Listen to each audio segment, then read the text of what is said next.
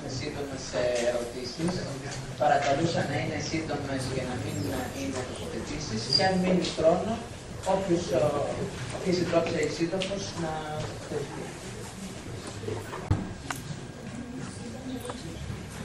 Καλά, είχα πολλά να πω, αλλά θα περιοριστώ μόνο σε ένα. Επειδή είστε οικονομολόγοι και εγώ δεν είμαι οικονομολόγος, έχω το εξής, ότι κατά πόσον η επιτάχυνση της νεοφιλελεύθερης επέλασης οφείλεται και στην ανάπτυξη και χρήση της τεχνολογίας, της μεταφοράς δηλαδή του πλούτου, όχι υλικού, αλλά άλλου, με απλές εγγραφές. Τα κουρέματα γίνονται με εγγραφές ή με διαγραφές και με εγγραφές και χωρίς καμία μετακίνηση χαρτονομισμάτων, σου ή οτιδήποτε άλλο πράγμα. Δηλαδή, όσο αν αυτό έχει μετρηθεί, όσο βοηθάει στην επιτάχυνση της διεύρυνσης της ψαλίδας μεταξύ αυτών πρώτων και αυτών που δεν.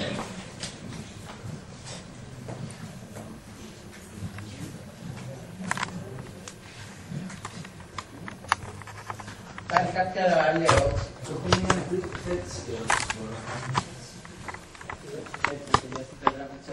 Τώρα, άμα κάνουν τις ερωτήσεις και μετά απαντήσουν, μετά δεν θα υπάρχει χρόνος.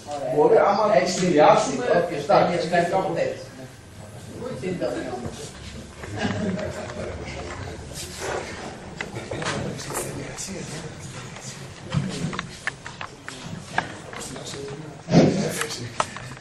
Γεια σας, είμαι ο Ηλίας. Έχουμε ξαναβρεθεί σε διάφορους τρόπους και μορφές κομμάτια αυτής της σύστασης εδώ. Θα ήθελα να είμαι σχετικά σύντομος, αλλά έχω λίγο πράγματα που θέλω να πω και παρακολουθήσαμε εξαιρετικά ενδιαφέρον όλες τις πολύ ωραίες τοποθετήσεις. Το πρώτο πράγμα που θα ήθελα να πω είναι θα πρέπει να κρατήσω τον Λαβασιόρα αυτό που το είπε, είναι ότι ό,τι φτιάξουμε από εδώ και πέρα δεν πρέπει να οργανωθεί με τη μορφή που κωδικοποιώ εγώ προσωπικά, τη μορφή που έζησα στο ΣΥΡΙΖΑ, ένα κόμμα το οποίο εσωτερικά είναι συνδικάτο, δηλαδή ένας φραξενισμός αδιανόητος, και εξωτερικά είναι ένας εκλογικός μηχανισμός.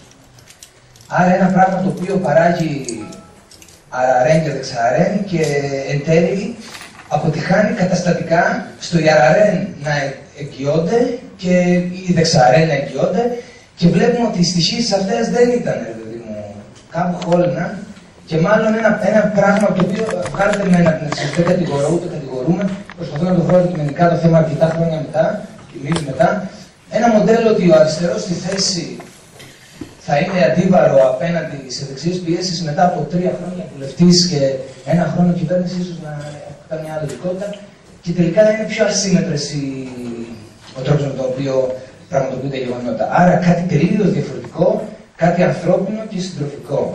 Το πρώτο. Το δεύτερο, πώς γίνεται να φτιάξαμε μια κατάσταση που να λέγαμε θα κάνουμε αναδιανομή ή ούτω καθεξής και να μην είχαμε ορίσει ποιος θα επιλούσε σε αυτή τη χώρα. Είναι φοβερό πραγματικά ότι ο Μέγας Μάγιστρος ο Δραγασάκης είχε επιτροπές επί επιτροπών όνει και ερχόμενες μεσότητα διαρκείας και τελικά το πρόγραμμα της Θεσσαλονίκης δεν έχει κανένα πατέρα και μητέρα, πλούσιος δεν ξέρουμε ποιος ήταν, ο Στουρνάρης παρέμεινε και εμείς σοκ και δέος περιμένοντας το δικό μας προσωπικό τίνα που διαμορφώσαμε μέσα στο ΣΥΡΙΖΑ, το οποίο φάνηκε στην ενότητά του 12 με 20 Ιούλη, όπου γυρνάει ο Τσίπρας με ένα μνημόνιο και το περνάει το μνημόνιο από το κόμμα. Ενώ τυπικά ο συσχετισμός δεν θα το επέτρεπε αυτό. Αλλά η πλειοψηφία της Κεντρικής Επιτροπής έβγαλε κείμενο εκείνες τις κρίσιμες μέρες που προέτρεπε την κοινοβουλευτική ομάδα να ψηφίσει όχι, σαν να είμαστε ποτάμι εμείς, που η Κεντρική Επιτροπή θα συμβουλεύει τι θα κάνει η κοινοβουλευτική ομάδα.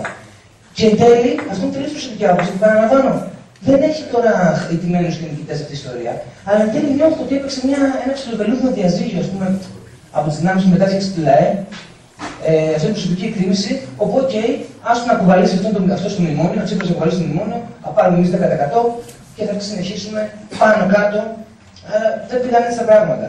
Άρα είχα μια προσωπική τίνα και πραγματικά τι έγινε 12 με 20 Ιούλη και πώς βγάλαμε κείμενο που να προτρέπει σαν Κεντρική Επιτροπή Κυβερνητικού Κόμματος. Επόμενο. Ακούστηκε ότι μπορεί να αρχίσουμε μέχρι να ξαναφτάσουμε στις συνθήκες διεκδίκησης κυβερνητικής εξουσίας. Ποιος ξέρει. Ποιος ξέρει άμα θα ξαναυπάρξει ζήτημα ειρηνικού, παύλα δημοκρατικού, παύλα κοινοβουλευτικού δρόμου από εδώ και πέρα, σε μια κατάσταση στην οποία από τη μία έχουμε τον Μπένιαμιν, ο οποίος λέει ότι κάθε φασιστική επανάσταση έχει σταθεί μάρτυρα στην αποτυχημένη αριστερή επανάσταση, και από την άλλη έχουμε μια λογική η οποία λέει ότι η ειρηνική επανάσταση όταν αποτυχάνει, μετά έρχονται άλλες μορφές επανάστασης. Χωρίς εγώ να κρίνω, ποιος ξέρει αν θα ζήσουμε αυτή τη φόρμα, ας πούμε, φόβου προς την εξουσία που ζήσαμε το 12-15. Άρα εσείς είμαστε λίγο ανοιχτοί. Το μόνο σίγουρο είναι ότι αυτή την περίοδο πρέπει να εγκομιάσουμε την πράξη. Πρέπει να λειτουργήσουμε το εγκόμιο της πράξης και πρέπει να το κάνουμε άμεσα. Γιατί εγώ νιώθω, ήμουνα στην Ε2 στον Πειραιά και ζήτησα βοήθεια για κάτι και με κατεύθυνε μια κυρία σε ένα κύριο με ένα τζάκι του Δήμου Πειραιά, ο οποίος ήταν ο Πέτρος Κόκαλης. Ο οποίος κατήφθηνε, όπως τα κατήφθηναν μερικά χρόνια πριν, στελέχη του ΣΥΡΙΖΑ και αριστερά και το καθεξής, κατήφθηνε ο Πέτρος Κόκαλης με τη δικιά του ΜΚΟ, σαν ένα ακρότατο σημείο μιας αγοραίας πραγματικής και σχέσης του μεταναστευτικού προσφυγικού, όπου έρχεται ο άλλος με 3.000 στα ελληνικά σύνορα και φεύγει με 1.000 ή τώρα δεν φεύγει καθόλου και στον μεταξύ παίζει ΑΝΕΚ, ΜΚΟ, ειδωμένη, ΜΚΟ και εκεί, ΝΑΤΟ, μικρομεσαίος μαγραβολητισμός, προσωπικά κυκλώματα κάθε είδους και ύφους, και εμείς ανάμεσα να μην μπορούμε το κίνημα αλληλεγγύης, της κόκκινης αλληλεγγύης που έλεγε και ο να μην μπορεί να πάρει την Ε2. Γιατί άμα φύγει η Παλαιό Ολυμπιακός και ο Κόκαλης, δεν θα υπάρχει κόσμος. Άρα, εδώ πέρα έχουμε λίγο ένα βαϊμαρικό σκηνικό που αυτοί που φτιάξαν τη Χρυσή Αυγή τώρα ξασπρίζονται. Από την κυβέρνηση ΣΥΡΙΖΑ, η οποία κάνει outsourcing αυτή την περίοδο, και αυτό που κάνει είναι ότι παντού φτιάχνει μια κατάσταση δυστοπίας. Και με αυτό να πάω προς το κλείσιμο. Δυστοπία είναι οι παραλλαγές Μανολάδας συν κλειστά ανοιχτά κέντρα κράτησης. Δυστοπία είναι οι ειδικές οικονομικές ζώνες. Δυστοπία είναι το βάουτσερ το καινούριο που το οργανώνει θεσμικά, αποκλειστικά ο σύνδεσμος ξενοδόχων, ο σύνδεσμος τουριστικών τέτοιων και το consortium της διοίκησης επιχειρήσεων του Coca-Cola. Είναι το χειρότερο που έχω δει και περίμενα ότι Σαμαράς θα ήταν ο χειρότερος για τους νέους είναι αυτό, έτσι, έως 29. Άρα πέρασε στη δυστοπία πράξη, ενωτική πράξη, πράξη χωρίς τα παλιά. Εντάξει, τα είδαμε που φτάσανε. Και άμα θέλετε ερώτηση, έχω μια ερώτηση. Θα ήθελα από τους ομιλητές να δούμε λίγο και το θέμα του ευρώς μονοπόλιο εκτίμησης αξίας. Έχουν το μονοπόλιο βίας, έχουν και το μονοπόλιο εκτίμησης αξίας. Άρα κάπου εκεί μπαίνει και αυτό που αρχήν είπε, τι γίνεται με την αξία χρήσης σήμερα, τι γίνεται με την επικράτεια του εμπορεύματος που λέγαμε κάποτε και το εκτός και κόντρα στην επικράτεια του εμπορεύματος που λέγαμε κάποτε, τι γίνεται με την πίστη. Μήπως η πίστη, η δικιά μας πίστη ήταν στα καλύτερά της όταν η τραπεζική πίστη είχε καταρρεύσει. Με αυτά τα ερωτήματα. Ευχαριστώ για την προσοχή σας και πολύ σπουδαία εκδήλωση. Ευχαριστώ.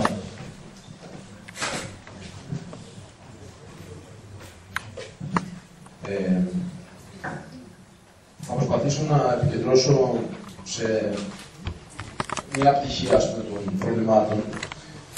Έχει πολύ ενδιαφέρον η παγκόσμια κατάσταση, το ότι δεν ενδιαφέρεται αστική στρατηγική, αν και θα διαφωνήσω με τον Χρήστο ότι μπορεί η καταστροφή να είναι κοντά, υπό την έννοια ότι κι άλλες φορές ήταν κοντά η καταστροφή, καταστράφηκαν οι από κάτω μέσα από πολεμικές επιχειρήσεις, εφόσον δεν υπήρξε διεκδίκηση εξουσίας από κάποιον άλλον ή δεν ενδιαφέρεται ένας άλλος επίσης εκμεταλλευτικός, θα έλεγα, ο τρόπος παραγωγής από κάπου να γεννιέται αυτή τη στιγμή, όπως κάποτε γεννήθηκε ο καπιταλισμός μέσα από τη φεουδαρχία, δεν νομίζω ότι μπορεί να πιστέψουμε ότι θα τελειώσει αυτό το σύστημα. Άλλο αν περάσουμε σε πολύ πιο άγρια σκηνικά για να πάει σε μια επανεκκίνηση. Έχει όμως κατηγορηματικές πλευρές. Για παράδειγμα, την ίδια περίοδο που είχαμε πρώτη φορά πολύ μεγάλη αύξηση για τα συμβαστήρια δραστηριότητα στα σπίτια στη ΣΥΠΑ το τελευταίο διάστημα. Δηλαδή, υπάρχουν και φαινόμενα αντιφατικά εντυπωσιακά. Αν σκεφτεί κανείς ότι η φούσκα παγκόσμια έσκασε με αφορμή τα στεγαστικά δάνεια και την αγορά κινήτων στη ΣΥΠΑ. Όμως έχει μια σημασία να δούμε ότι κάνουμε στην Ελλάδα. Γιατί Αυτό τώρα γίνεται με διαφορετικές ταχύτητες αναλόγως του που συμμετέχει ο καθένας και το καθεξής. Αλλά νομίζω ότι έχει μια αξία και αυτό επιχειρήσαμε και σε να κάνουμε την δήλωση, να περνάμε σιγά σιγά από τον απολογισμό στο τι να κάνουμε από εδώ και πέρα. Και να περνάμε όχι γιατί δεν έχει σημασία και υπολογισμό, γιατί όταν κάνει τα ίδια λάθη ή δεν καταλάβει τι έκανε λάθο, δεν θα προχωρήσει. Αλλά γιατί αν δεν πα και λίγο προ τα μπροστά και απλά απολογίζει ποιο είχε άδικο και ποιο δίκιο και από όλε τι βάσει είμαστε εδώ μέσα. Γιατί αυτοί που μείναν στο ΣΥΡΙΖΑ δεν πολύ ενδιαφέρονται, α πούμε. Μπορεί να φτάσει σε κάτι παππούδε που το 2007 σε μια εκδήλωση που είχαμε κάνει για τον εμφύλιο, να συζητάς ακόμα γιατί ο άλλος δεν πήγε στην Αθήνα το 1944, ας πούμε, και γιατί χάσαμε τότε. Έχει αξία, αλλά πρέπει να πάμε λίγο παρακάτω. Και γιατί πρέπει να πάμε παρακάτω για να μιλήσουμε για την πρόταση, γιατί έχει αλλάξει η συγκυρία και πλέον το αντιμνημόνιο δεν φτάνει. Και εδώ υπάρχει μια. Εγώ το προσδιορίζω ως ένα νέο δίπολο προς το αν υπάρχει ή δεν υπάρχει εναλλακτική. Γίνεται πολύ μεγάλη συζήτηση αν το νέο δίπολο είναι το ευρώ αντί ευρώ, το ΕΡΑ αντί ΕΡΕ, αν παραμένει το μνημόνιο αντί μνημόνιο. Εγώ θεωρώ ότι είναι ασχεδούς, αλλά ότι πάει στο υπάρχει εναλλακτική. Και εδώ έχουμε ένα πρόβλημα ως αριστερά. Τόσο χρόνια είχαμε μάθει να λέμε αντί νοσηλεύθερο, αντί μνημόνιο, αντί αντί, και εδώ πρέπει να βγάλουμε εμείς τέτοια πρόταση μπροστά. Γιατί το μνημόνιο είναι η πρόταση. Εμείς δεν έχουμε μια ενδιάμεση κατάσταση που να μπορούμε να προτείνουμε αγώνες ώστε να έχουμε ένα καλό κοινωνικό συμβόλαιο που κάνουμε το 2000, ας πούμε. Όπως κάνουμε αυτό το ασφαλιστικό, λένε πολύ θυμίζει το ασφαλιστικό Γιάννητσι. Ναι, αλλά εκεί την περίοδο δεν έμπαινε το ερώτημα και τι θα γίνει άμα δεν περάσει το ασφαλιστικό Γιάννητσι. Σου λέει, εντάξει, θα περάσει.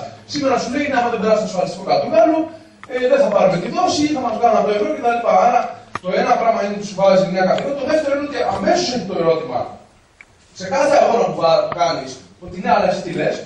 Άρα πρέπει να έχεις απάντηση πολύ γρήγορα και σε αυτό. Και ένα τρίτο ότι είσαι αναγκασμένος, αν δεν θες να γίνεις. Και πιάνω λίγο το κομμάτι που βάλανε οι μιλητές. Αν δεν θες να γίνεις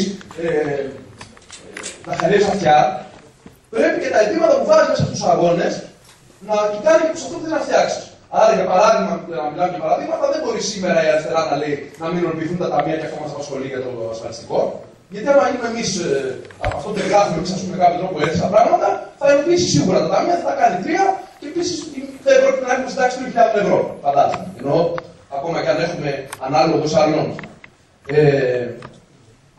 Για να πάμε όμως σταδιακά από αυτή την έννοια, χρειάζεται να κάνουμε και έναν απολογισμό του ρεύματος μας. Δηλαδή, να συζητήσουμε την Ευρωπαϊκή Ένωση, να συζητήσουμε. Άκουσα το προσχέδιο που είπε ο κ. Καπατσιώρας περί του 50% cut-off. Αλλά όταν ο ΣΥΡΙΖΑ έκανε την πρόταση για έκτακτο φόρο στα πολύ μεγάλα εταιρικά εισοδήματα, νομίζω πάνω από 500.000 ευρώ, του είπαν όχι.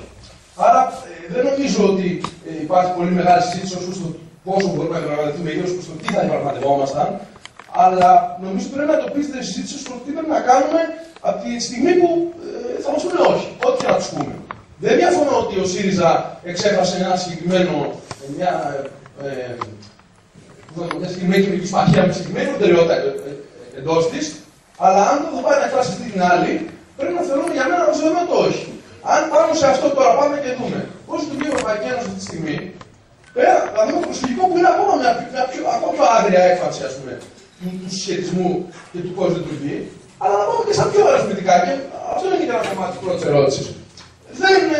Στην ενέργεια, ας πούμε, τώρα λόγω του Κωστή, που ανάφηκε, το Σωτηρόπουλο, στην ενέργεια θέλουμε να κάνουμε 5 πράγματα τα οποία δεν επιτρέπονται, ας πούμε. Και θα τρώμε πρόστιμα αν τα εφαρμόσουμε. Στα σκουπίδια τρώμε πρόστιμα, ευτυχώς. Είναι ένα από τα κομμάτια, τρώμε πρόστιμα επειδή δεν εφαρμόζουμε την πολιτική. Στο άλλο τρώμε πρόστιμα. Τα ΕΣΠΑ, περίπου το εξήγησε κιόλας ο Σταύρου, δεν θα μας τα δίνουν για να κάνουμε αντρεπτικές πολιτικές. Οπότε, υπ' αυτή την έννοια, πώς ακριβώς θα είμαστε στην Ευρωπαϊκή Ένωση μέσα στην ευθεία διαδικασία, μόνο δεν γίνεται. Και δεν είναι να το λέμε γιατί είναι πολύ αριστερό. Δεν είναι το ζήτημα. Το ζήτημα είναι γίνεται να είμαστε μέσα και να κάνουμε αυτό που θέλουμε ή θα βρούμε πάλι τείχο. Δεύτερο κομμάτι, η υπεραλιστική αλυσίδα ως το πριν. Ως ερώτημα σε αυτό. Δηλαδή, ούτε θεωρώ ότι είναι σωστό να λέμε παντού έξω από το ευρώ. Θεωρώ ότι είναι λάθος Βάγκενερ που λέει έξω από το ευρώ. Στη Γερμανία. Η Γερμανία, άμα αυτή αριστερά στα πράγματα εκεί μπορεί να αλλάξει το ευρώ. Η Ελλάδα πάνω δεν μπορεί να το κάνει. Και άρα όλα αυτά που βάλατε θέλουν και πολιτικοτεχνικές πλευρές. Όχι στη συνέχεια του κράτους. Τι σημαίνει όχι στη συνέχεια του κράτους, σημαίνει αλλάξει το Σύνταγμα. Σημαίνει ότι όταν στις συμβάσεις παραχώρησης μπορεί να πρέπει να πούμε ότι θα παίρνουμε από τον Πόμπολα, μια πιο επαναστατική ας πούμε λύση, μπορεί να πούμε ότι θα είναι παρανόμους στα διόδια. Λιγότερο επαναστατική λύση, αλλά παράγει επίσης αποτελέσματα. Και αυτό σημαίνει και αυτό που είπατε για τη διάρθρωση. Ότι δηλαδή Πρέπει οι άνθρωποι να εμπλακούν, τουλάχιστον να εμπλακούν πολλοί άνθρωποι να πούν αυτό, αλλά σημαίνει και κάτι συνδιάδοση. Δηλαδή, αυτοί που θα εμπλακούν και θα φτιάχνουν το σχέδιο, θα πρέπει με κάποιο τρόπο να είναι αποφασιστικά όλα. Και θα πρέπει ταυτόχρονα, μέσα στο κόμμα δηλαδή, και αυτό να φέρουν και δομές που να είναι αποφασιστικές για την κοινωνία. Παλιά αυτό λέγαμε διαρκή εξουσία. Εγώ να το πω αλλιώς. Να μην σου πούμε εξής τη φράση. Αλλά θέλουμε, για παράδειγμα, το αντίστοιχο τμήμα βιομηχανία που είναι το ΣΥΡΙΖΑ και 200 ανθρώπους, να έχει 5 οι οποίοι θα έχουν, ο ένας θα είναι επιβιωμένοι, θα πάρουν και υποδείγματα, και ο άλλος θα ξέρει το τάδι κτλ. Ναι, συγγνώμη, τελειώνω. Θα πρέπει κάπως να παίξουν φυσικό ρόλο. Και εδώ να μπορώ να απαντήσω για παράδειγμα στο τι θα γίνει, είπατε για τις αγωγές. Πώς απαντάμε στην αγορά δικαιωμάτων προαίρεσης. Το καλοκαίρι πήγαμε να κουβέντα ότι πήγανε και παίρνανε χυμούς, η δικαίωμα προαίρεσης αγοράζανε χυμούς, βγάλανε τα λεφτά έξω, τα πουλάγανε και τις πάρανε κατά αυτόν τον τρόπο στην πράξη. Θα πρέπει να μπορούμε να απαντήσουμε με άλλο τρόπο στο ενεργειακό ζήτημα. Γιατί μπορούμε να γίνουμε λιγνίτη για ένα διάστημα, άμα έχουμε ας πούμε, ανάγκη τέτοια. Θα πρέπει να απαντάμε τέτοια χρήματα και άρα θα πρέπει να απαντάμε και αυτοί που ξέρουν, οι τραπεζοπάλοι απαντήσανε στο 60 ευρώ κατά κοντρόλ το καλοκαίρι, και όχι 20, γιατί ο Σουνάρας έλεγε 20. Εγώ να ρωτήσω, λέμε δημόσιες τράπεζες, γιατί πάω σε ερωτήσεις. Γιατί ΛΑΕ λέει θα βγούμε από το νόμισμα, θα είναι καλά, θα έχουμε ανασυγκρότηση και μετά θα τα αποβρούμε όλα. Το πρόβλημα είναι ότι δεν έχει προστάσωση.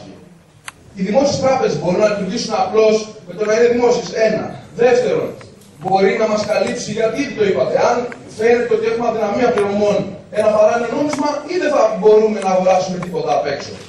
Μπορούμε να φορολογήσουμε τους εφοπλιστές χωρίς να πάρουν τα καράβια και να φύγουν. Και τέταρτον, τι κάνουμε σε ένα διάστημα προεξουσιακό, όπως συνέβη με το ΣΥΡΙΖΑ, που θα φαίνεται ότι το ΣΥΡΙΖΑ πάει να κερδίσει, ή ο αντίστοιχος, ο άλλος πολιτικός σχηματισμός, ας πούμε, ή ό,τι είναι αυτό, και θα αρχίσουν ήδη αυτοί να τραβάνε τα λεφτά τους, να βγάζουν έξω τα καράβια τους, να πουλάνε τα κινητά τους κτλ. Όπως κάνανε και πολλοί στην Ελλάδα, και όταν φτάσουμε στα πράγματα θα είναι πολύ χειρότερη κατάσταση από ό,τι μετά. Άρα, πώς πρέπει και πριν με κάποιο τρόπο πάρουμε την κυβέρνηση να κάνουμε κάτι άλλο, δεν ξέρω τι είναι.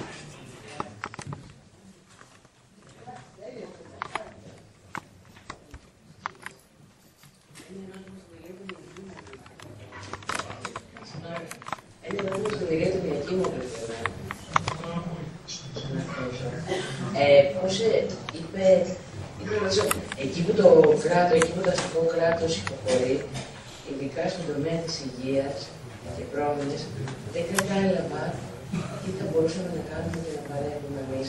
Αν υπάρχει δηλαδή κάτι πέρα από τα κοινωνικά ιατρία ή κάτι άλλο.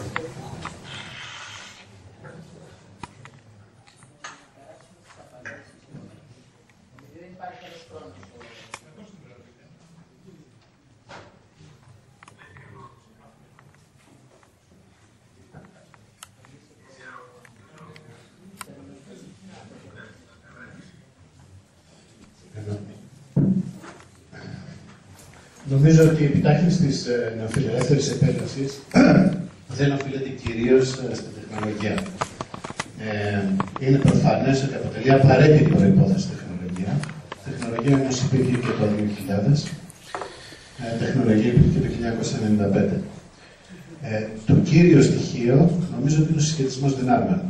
Δηλαδή, όταν είσαι ψηλά στον ταβός και κοιτάς τις πεντάδες της Ευρώπης, δεν βλέπεις συνδικάτα με μεγάλη πυκνότητα, δεν βλέπεις μεγάλα κινήματα, δεν βλέπεις πολιτική εκπροσώπηση των συμφερόντων των εργαζόμενων τάξεων και με το συνδυασμό της κρίσης λες, εδώ είμαστε. Από εκείνη τη στιγμή και μετά αυτό το πράγμα γίνεται. Νομίζω ότι αυτό είναι το κύριο και από εκεί μετά υπάρχουν πολλά άλλα. Ο απαραίτητη προϋπόθεση προφανώς είναι και η θεσμική οργάνωση του χρηματοπιστωτικού συστήματος όπως υπάρχει. Δεύτερο όμως, αυτό το οποίο δίνει την μεγάλη, το οποίο πρέπει να το παρατηρήσουμε, είναι το εξής. Που έχει να κάνει και με άλλα ερωτήματα τα οποία τέθηκαν. Διεθνής πραγματικότητα. Πρέπει να αναγνωρίσουμε ότι οι ηγεμονικές τάξεις του πλανήτη επέδειξαν ιστορικά διεθνή, με ιστορικό τρόπο αποτελεσματικότητα απέναντι στη διαχείριση της κρίσης, στα μείζωνα σημεία. Δεν έχουμε νομισματικό πόλεμο, παρά μόνο δηλαδή αντίστοιχο με το Μεσοπόλεμο. Έχουμε ένα διεθνή συντονισμό, ο οποίος απέτρεψε πολλές εκφάνσεις που θα μπορούσε να πάρει αυτή η κρίση και τις απέτρεψε επιτυχώς. Κυρίως στη δράση των κεντρικών τραπεζών. Με αντίστοιχο τρόπο, αυτό το οποίο πρέπει να παρατηρήσουμε, δηλαδή μαζί με τα διαλυτικά φαινόμενα, μαζί με τα κρίσιακά φαινόμενα και με μια κρίση η οποία συνεχίζεται, γιατί ο διεθνής συντονισμός δεν είναι ότι συνιστά καμία έξοδο από την κρίση. Είναι ότι αποτρέπει πάρα πολλά φαινόμενα τα οποία θα μπορούσαν να υπάρχουν και είναι ιστορικά πρωτοφανές αυτό το οποίο έγινε σε αυτή την κρίση και πρέπει να το γνωρίσουμε γιατί έχει σημασία να ξέρουμε τι συμβαίνει και τι πατάμε. Το δεύτερο πράγμα το οποίο θα πρέπει να κρατήσουμε επίσης είναι το εξής.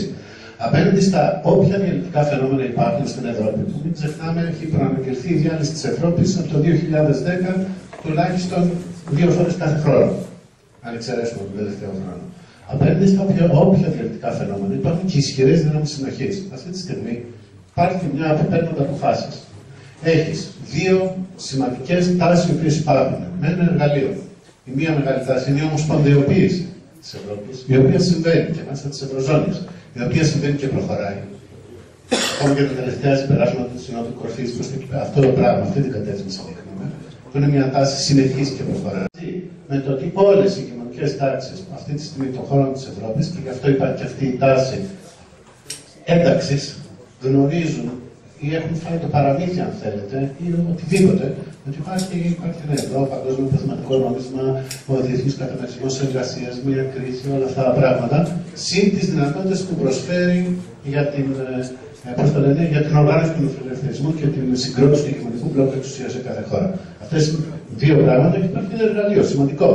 Ο Τράγκη δίνει κάθε φορά τις ανάσες οι οποίες χρειάζεται, το μηχανάκι του χρόνου που λέγαμε προηγουμένως, ούτως ώστε να ομαλοποιούνται οι καταστάσεις. Οι τελευταίες αποφάσεις οι οποίες τις πήρε χωρίς εδώ κανένα βέβαιο από τη Γερμανία που έβαζε κάθε φορά προηγουμένως γιατί έχει τα δικά της προβλήματα. Υπάρχουν 2 τάσεις επίσης στην Ευρώπη, οι οποίες εξελίσσονται αυτή τη στιγμή πολιτικά. Από τη μια μεριά έχεις μια σαφή επίκληση προγραμμάτων ήπιου φιλελευθερισμού. Το βλέπουμε αυτό καταρχήν και στις εκλογές στη Γερμανία. Στις εκλογές που γίνανε πριν. Αυτοί οι οποίοι κερδίσαν τους σοσιαλδημοκράτες μας των πράσινους, το βλέπουμε στην Ισπανία, το βλέπουμε στην Αγγλία, το βλέπουμε στην Ιρλανδία, το βλέπουμε στην Πορτογαλία. Συγχρόνως αυτό το οποίο βλέπουμε και είναι πολύ σημαντικό είναι και μια ενίσχυση της ακροδεξιάς. Θεωρώ σημαντικό για όλα τα ζητήματα που αφορούν το στρατηγικό, γιατί φαντάζομαι αυτή η συζήτηση δεν μπορεί να μπει σε λεπτομέρειες. Δεν μπορούμε να συζητήσουμε τεχνικά την διαπραγμάτευση και θεωρώ αστείο να συζητάμε σαν σοβαρό ζήτημα ότι ο ΣΥΡΙΖΑ έκανε πρώτα για τις 500.000. Δεν το θεωρώ σοβαρό.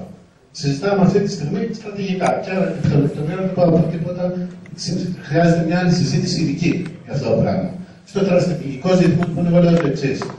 Προφανώς, αν πας να αρχίσεις σιγά σιγά να αναπτύσσεις διαδικούς θεσμούς, να καταλαμβάνεις τους χώρους που αφήνει το αστικό κράτος, να φτιάχνεις δομές αλληλεγγύης, να συγκροτείς ένα καπιταλιστικό κίνημα το οποίο θα μπορεί να θέτει ρογμές στο ηγεμονικό μπλοκ εξουσίας που σχηματίζεται στην Ελλάδα σήμερα και να θέτει άλλες καταστάσεις, προφανώς θα έχεις αντιδράσεις και μέσα, θα έχεις αντιδράσεις και έξω. Δεν θεωρώ ότι θα σε αφήσουν να το κάνεις, δεν θα σε αφήσουν. Δεν είναι αυτό το ερώτημα. Το ερώτημα είναι πού στεκόμαστε. Στεκόμαστε αυτή τη στιγμή στο να φτιάχνουμε κυβερνητικά προγράμματα τη στιγμή που δεν τίθεται ιστορικά το πρόγραμμα. Αυτή τη στιγμή, αν θέλουμε να έχουμε στοιχειώδη αίσθηση τη ήττα που εφιστάθηκε η ελληνική κοινωνία. Όχι αριστερά, η ελληνική κοινωνία. Αυτό το πράγμα που ζει ο καθένας στο σπίτι του. Δεν τίθεται ζήτημα μια άλλη κυβέρνηση αριστερά σήμερα. Αν αυτό το πράγμα μπορεί να γίνει, είναι ότι θα αλλάξει εντελώς πορεία. Θα αναδειχτεί ξανά από τα κάτω ένα κίνημα σαν αυτά που έλεγε ο Ηλίας, βάσεις, ένα κινήματα τα οποία θα μπορέσουν να διεμβολήσουν ξανά το πολιτικό σκηνικό, όχι με ένα πρόγραμμα. Γιατί να πιστέψει κανείς σε ένα πρόγραμμα από τους ίδιους μια καινούργια εξουσία που θα κάνει το ένα και το άλλο. Που θα ξαναθέσουν με έβρακτο τρόπο τη δυνατότητα ο κόσμος να ελπίζει σε κάτι άλλο. Και αυτό το πράγμα θέλει πολύ χρόνο. Και θέλει και καθαρό μυαλό. Το καθαρό μυαλό σημαίνει το εξής για μένα σήμερα. Σημαίνει ότι ποιο είναι το πρόβλημα του ΣΥΡΙΖΑ? Το πρόβλημα του ΣΥΡΙΖΑ, το κύριο πρόβλημα ήταν ότι έπεσε στην παγίδα της παραγωγής ανασυγκρότησης. Έπεσε στην παγίδα δηλαδή ότι το πρόβλημα της Ελλάδος είναι η ανάπτυξη. Αυτή τη στιγμή. Άρα πήγε ουδέτερα εντελώς, ενώ οι ηγεμονικές τάξεις γνωρίζουν πολύ καλά ότι το κύριο πρόβλημα είναι οι θεσμοί που θα οργανωθούν.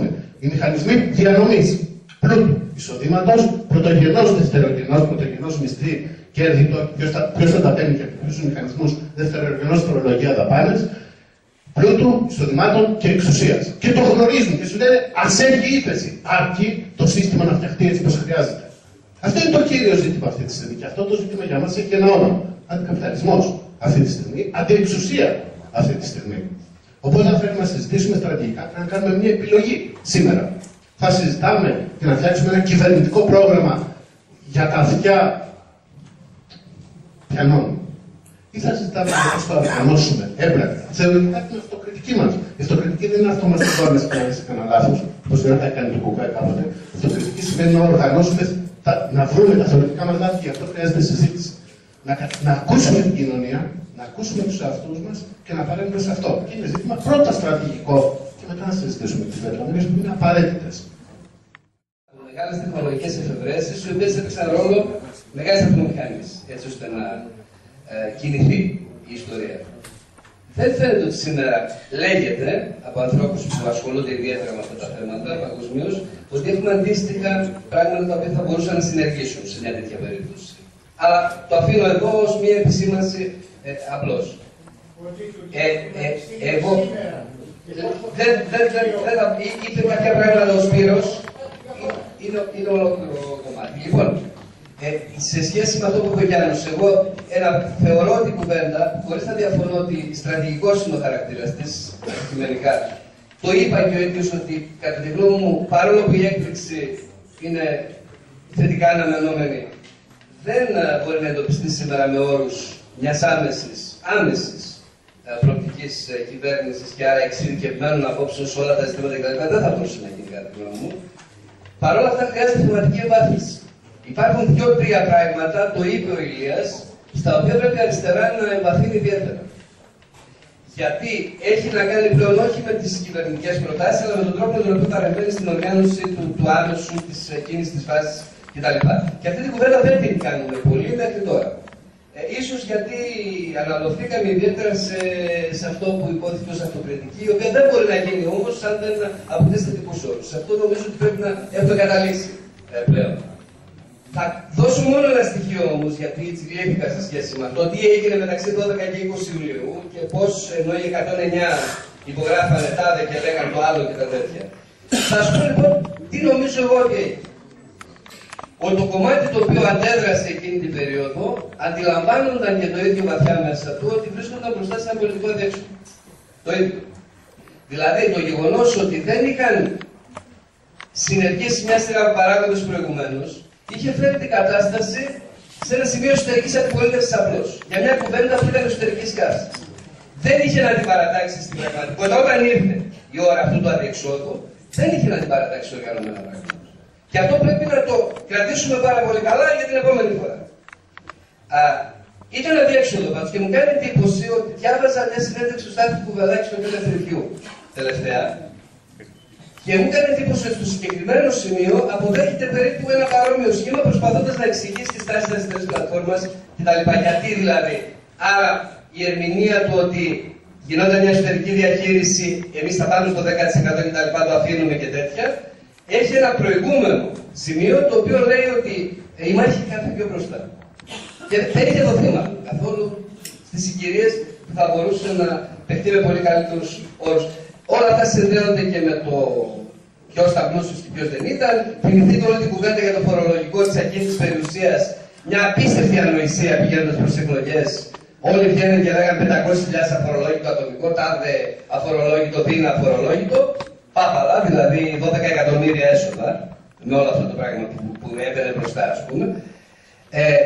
Πώς λειτουργήσαμε? Σε πολύ μεγάλο βαθμό οι αντιπολιτεύσεις, τέλος πάντων, οι διαφωνίες σε διάφορες φάσεις λοπίστηκαν. Δηλαδή θεώρησαν ότι θα μπορέσουν με την άσκηση πιέσεων στο εσωτερικό του πράγματος να μετατοπίζουν τις καταστάσεις. Δεν είναι ότι δεν είχαν το γενικό σχήμα, δεν το εφάρμοσαν όμως ποτέ. Δεν επιχείρησαν δηλαδή να λειτουργήσουν σε αυτή τη βάση. Τελευταία κουβέντα, επειδή μπορεί να υπήρχε και παρεξήγηση σχέση με το συγκεκριμένο. Κοιτάξτε λίγο. Κατάρρευση, διέξοδος, απόλυτο αδιέξοδο, δεν ξέρω τι κτλ. Εγώ δεν ξέρω σε σχέση με αυτό. Δεν ξέρω τι μπορεί να έχουμε μπροστά. Δηλαδή, εκείνο το σοσιαλισμό η βαρβαρότητα, το δεύτερο, το βαρβαρότητα, είναι βαρβαρότητα. Που σημαίνει μια πλήρης κοινωνική αποδιάρθρωση, που δεν είναι νίκη του αντιπάλου με τους όρους που θα ανέτασε το πράγμα και πάλι. Αυτό. Τι και πώς δεν ξέρουμε. Ο Μίκη Λί, ένας πολύ γνωστός και ενδιαφέρον οικονομολόγος, μιλάει για πιθανότητα κοινωνίας Mad Max, ας πούμε, στο επόμενο. Ο Ιωακήμ Ούρους αυτά που είπε έδωσε μια διάσταση κοινωνίας Mad Max. Έτσι. Τι σημαίνει αυτό, ισορροπία μέλλον κτλ. Ωραία. Βικτωρία. Κλείνω εντελώς λέγοντας το εξής και μόνο. Για το αντιμνημόνιο. Μόνο. Ωραία, δεν φτάνει, δεν κάνει, δεν ράνει. Δεν υπάρχει καμία περίπτωση πάντως να έχουμε πολιτική από μέρους της αριστεράς που δεν περνάει πάνω από τα ερήπια του μνημονίου. Αυτό ας το συνομολογήσουμε και μετά μπορεί να κάνουμε όλη τη συζήτηση για τα μέτρα.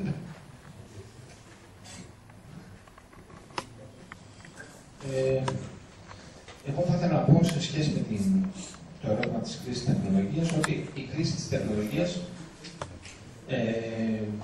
στον σύγχρονο χρηματοπιστωτικό καπιταλισμό είναι αυτή η οποία βοήθησε πάρα πολύ να επιτευχθεί ο θεσμός του κεντρικού σχεδιασμού του φιλελευθερισμού. Θα θυμάστε ότι ο Χάγεκ είχε κάνει ασκήσει σκληρή κριτική στο κεντρικό σχεδιασμό των σοσιαλιστικών οικονομιών. Είχε πει δηλαδή, με λίγα λόγια, ο φιλελεύθερος αυτός φιλόσοφος, ότι είναι αδύνατον όλη τη γνώση του παραγωγικού συστήματος να τη συγκεντρώσει κανείς σε ένα γραφείο κεντρικού σχεδιασμού. Είχε δίκιο για εκείνη την εποχή και έλεγε ότι οι δυνάμεις της αγοράς μπορούν και οι τιμές να διαχέουν αυτή την πληροφορία με πιο αποτελεσματικό τρόπο. Σήμερα η τεχνολογία επιτρέπει, εγώ πιστεύω ότι ο νεοφιλελευθερισμός σχεδιάζεται κεντρικά. Απλώς, για να φέρω μια αναλογία, ενώ στη Σοβιετική Ένωση είχαμε κεντρικό σχεδιασμό φυσικών ροών, στον νεοφιλελευθερισμό της Ευρώπης έχουμε κεντρικό σχεδιασμό χρηματοροών. Και κεντρικός σχεδιαστής είναι η Ευρωπαϊκή Κεντρική Τράπεζα. Να φέρω ένα παράδειγμα. Η τελευταία απόφαση του Ντράγκη, του Διοικητικού Συμβουλίου της Ευρωπαϊκής Κεντρικής Τράπεζας, είναι ότι από τον Ιούνιο ξεκινάει πρόγραμμα ποσοτικής χαλάρωσης και οι τράπεζες του ευρωσυστήματος που θα δίνουν δάνεια θα μείβονται. Δηλαδή θα παίρνουν φτηνά έως και αρνητικά επιτόκια από την Ευρωπαϊκή Κεντρική Τράπεζα. Ποιες τράπεζες όμως δίνουν δάνεια? Πιστωτική επέκταση έχουν οι τράπεζες της Γαλλίας, της Γερμανίας, της Σλοβακίας, της Φιλανδίας και λίγο της Κύπρου. Πιστωτική συρρίκνωση, δηλαδή δεν δίνουν δάνεια καθόλου, εισπράττουν, έχουν οι τράπεζες της Ιταλίας, της Ισπανίας, της Ελλάδος και της Ιρλανδίας. Δηλαδή το χρήμα θα πάει σε συγκεκριμένα σημεία πάλι, αν εφαρμοστεί η ποσοτική χαλάρωση του Ντράγκη. Πράγμα που σημαίνει ότι εγώ ξέρω ότι το άμεσο καθήκον του σοσιαλιστικού μετασχηματισμού πρέπει να συνδυάζει και την δικτύωση και τον κεντρικό σχεδιασμό. Και οι δύο, ας πούμε, τις θεσμικές οντότητες πρέπει να χρησιμοποιηθούν και μπορούμε να τους χρησιμοποιήσουμε. Αυτό. Να απαντήσει και ο την ερώτηση.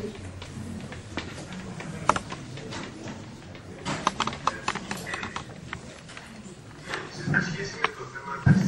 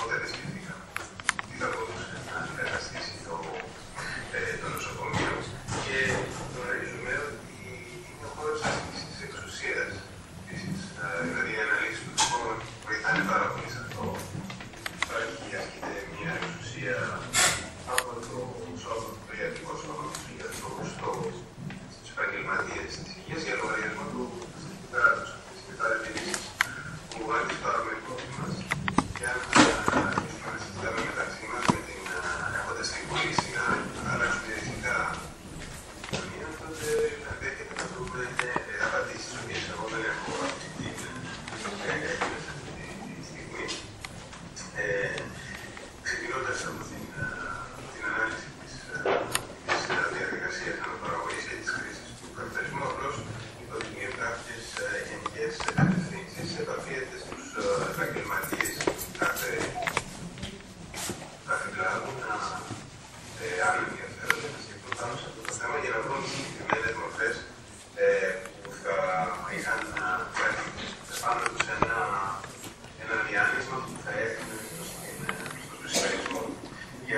πραγματικότητες όμως που αφορούν τον ίδιο τομέα, δηλαδή την ανάπτυξη διαδικών θεσμών. Δηλαδή παρέμβαση στον χώρο της αναπαραγωγής για να χτίσουμε διαφορετικούς θεσμούς και αυτός να διορθώσουμε το σπασμένο σύστημα που υπήρχε πριν. Εκεί έχουμε να πούμε πολλά πράγματα. Έχουμε να πούμε πολλά πράγματα για την εξωτερήκευση των εργασιών του νοικοκυριού. Έχουμε μια απίστευτα ενδιαφέρουσα παράδοση από τα πρώτα χρόνια της πολυσεβίκης εξουσίας.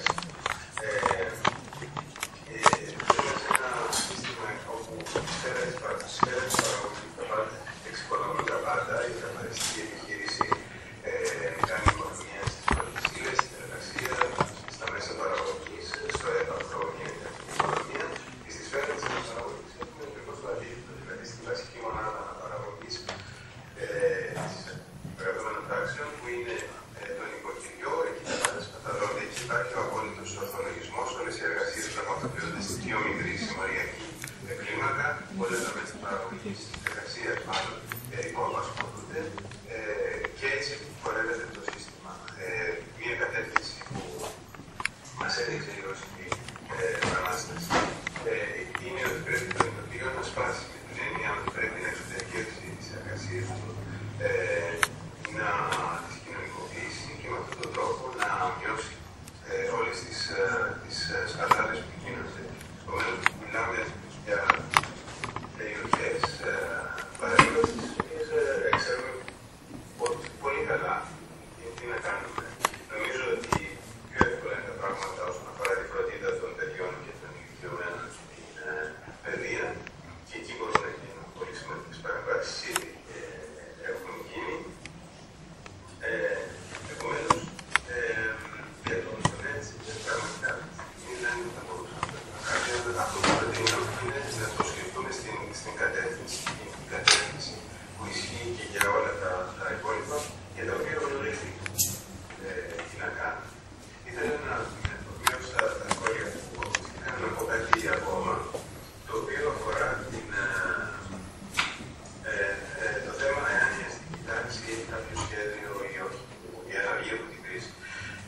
Αν κοιτάξουμε λίγο αν ασχοληθούμε λίγο με τα ιστορικά στοιχεία της δεκαετίας του 30 και του 70, θα δούμε ότι η αστική τάξη τότε συγκρότησε ένα σχέδιο στη δεκαετία του 30 με τον Ρούσβελτ, και μετά αυτό το σχέδιο διατυπώθηκε στο Μεγάλο Κέννη, στο Πύργο, στην περίπτωση της δεκαετίας του 70, ήδη το 1967-68, ο Κρίσμαν δίνει φόρες μάχης, μέχρι το 1975 έχουν συμβουλαστεί όλοι οι οικονομολόγοι γύρω από τις ιδέες του φιλελευθερισμού. Έχει γίνει μια σύνθεση δηλαδή, και όταν η Θάτσερ παίρνει το 1979 για πρώτη φορά στην κυβέρνηση, έχει ένα ηγεμονικό σχέδιο. Μπορεί δηλαδή να παρουσιαστεί στην κοινωνία και να πει ότι κοιτάξτε, κάνουμε διάφορες βαρβαρότητες, αλλά το κάνουμε για το γενικό συμφέρον. Μπορούσε να εξηγήσει πώς. Έλεγε ότι πολεμώ τα συνδικάτα, θέλω τα προνόμια του, γιατί έτσι θα δημιουργήσει καλύτερα η οικονομία, ευνοώ τις επιχειρήσεις, διότι το γενικό συμφέρον προάγεται από την ελεύθερη λειτουργία των αγορών και από τις επιχειρήσεις. Είχε δηλαδή ένα ηγεμονικό σχέδιο, το οποίο παρουσίαζε σαν σχέδιο το οποίο εξασφάλιζε το γενικό συμφέρον, και στο οποίο μπορούσαν ακόμα και μεγάλα τμήματα των εργοδοτών τάξεων να αναγνωρίσουμε ότι εδώ υπάρχει ένα σχέδιο το οποίο πρέπει να αποδεχτούμε ή να ανοιχτούμε. Αυτό δεν υπάρχει σήμερα. Σήμερα δεν υπάρχει σχέδιο από την αστική τάξη. Απλώς αφήνεται στις αφόρμητες ώρες. Τι θα λέω, το κάνει. Δεν είναι τίποτα άλλο. Πάει σε μια σύγκρουση με τοπική και κοιτάζει να κάνει την απίστευτη αναδυναμή πλούτου και εισοδήματος. Θα μπορούσε κάποιος να ισχύσει